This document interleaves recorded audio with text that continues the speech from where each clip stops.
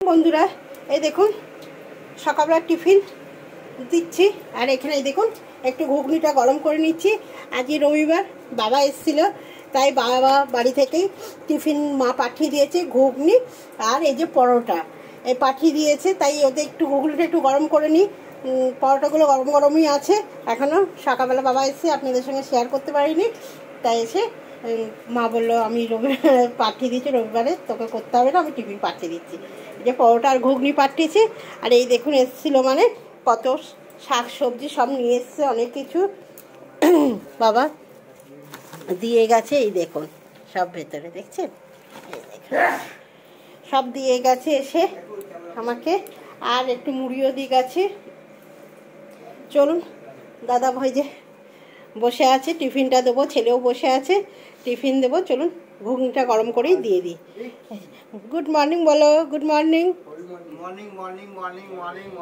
আর এখানে এই দেখুন আমার সোনারাও কিন্তু উঠে এই যে তাদের চান করাইনি আজকে, সকাল সকাল আজকে একটু বিস্কুট দিয়ে দিয়েছি, তারাও ওই যে বসে পড়েছে খাওয়া দাওয়া করার জন্য। এই যে দেখুন দুজনে আমার দুই সন্তান বসে গেছে। চলুন খাওয়া দাওয়াটা করে নিই, তারপরে তো সারাদিন রইলই কি করি না করি। কি রান্না করছি এই দেখুন, একটি সোয়াবিনের চিলি করব, তার জন্য যে এইগুলো উপকরণগুলো আমি নিয়েছি। এই সোয়াবিন চিলি, কারা কারা সোয়াবিন চিলি খেয়েছেন এটি কমেন্ট করে জানাবেন। আমরা সোয়াবিন চিলি এইভাবেই করি। এই দেখুন এই যে করে দিয়েছি, আর এখানে কিন্তু আমার বিরিয়ানি হচ্ছে,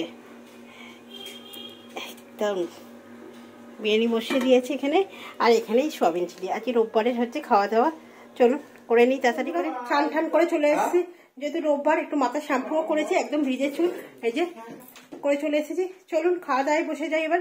এই যে আপনাদের দাদা ভাই কিন্তু খাওয়ায় বসে যাচ্ছে, এই দেখুন।